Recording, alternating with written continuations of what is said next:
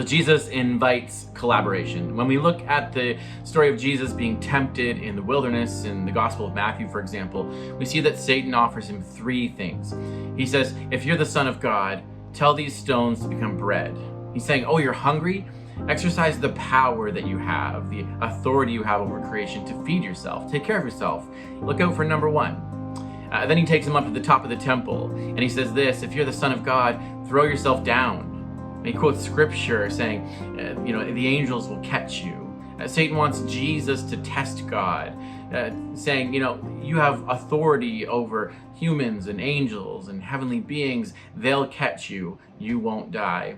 And finally, he takes him up to a high mountain overlooking much, and he says, I will give you all these things if you will fall down and worship me. This last temptation is about power and authority over the world.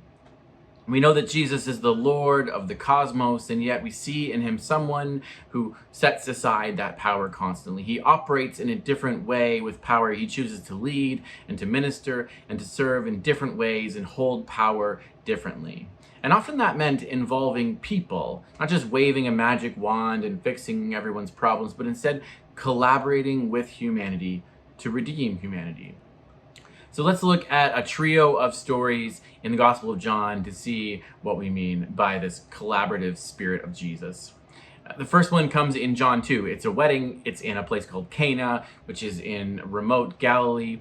And Jesus is there with his mom, and his mom points out they've run out of wine. And he says, at first he's dismissive. What does this have to do with me? It's not my time. But then he says to the servants, I want you to take these jugs, and I want you to fill them up, these casks, I want you to fill them up from this Jewish water that is set aside for the purification, the washing of hands and feet. And it's set aside for a specific religious purpose. Jesus says, I want you to take from it. And it's in this process that the water becomes wine. Jesus actually doesn't touch the wine or the water. He doesn't actually lay hands on it. He doesn't speak a word over it. It's completely in the act of these servants that this water becomes wine, that the miracle is one of collaboration. He invites us to use our time and our talents, but more than that, our willingness just to be obedient, just to show up. The second story is in John 6, and it's a feeding story. And we have all these people who are hungry on the countryside. Jesus has been teaching, and he says, we need to feed these people. And the disciples are like, well, how are we ever going to feed all these people? And there's this kid who has a lunch that has fish and bread. And Jesus says, let's use it. And he takes this food, this kid's lunch, and he multiplies it.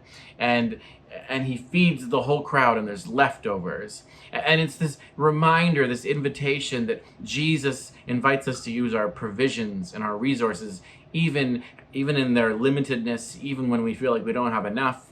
And it's with a posture of open hands, like this kid models for us, that he can do more than we could possibly imagine.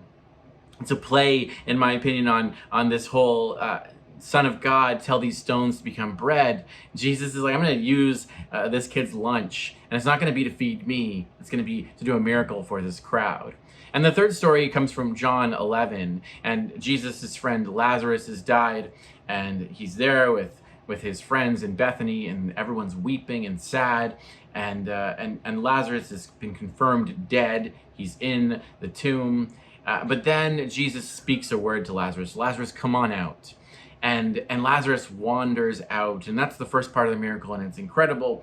But then we find out that the community around Jesus goes up to Lazarus, and he's stinky, and he's been in the tomb for a couple days, and his body is decomposing, is smelly, and it's the community that unwraps his bandages, takes him out of the linens, and we see that Jesus invites us as a community to tend to each other's wounds, to be part of the ongoing work of healing, of creating a culture of healing and restoration, that this is part of resurrection life, that we get to collaborate with Jesus on this. So we see that Jesus invites this sort of spirit of collaboration. He doesn't use power the way that the world uses it. He involves us in meek and mild and humble ways, where the mundane and the mystical collide, and we are invited into the story. And it's encouraging for us, even when we feel like we don't have a lot, even when we feel like our hands are empty, a posture of open hands, a willingness to offer up our lunch, a willingness to meet each other in our woundedness and be part of the ongoing healing. These are the things Jesus invites us to. And at the end of, in John 14, he says, "Truly I tell you, the one who believes in me will also do the works that I do. The one who believes in me will also exercise power this way. He will do even greater works than these, because I am going to the Father." There's an invitation here that the way Jesus used power, the way that he exercised miracles in the mundane, we're going to do even greater things. And so let's follow after this Jesus and the way that he uses power this way.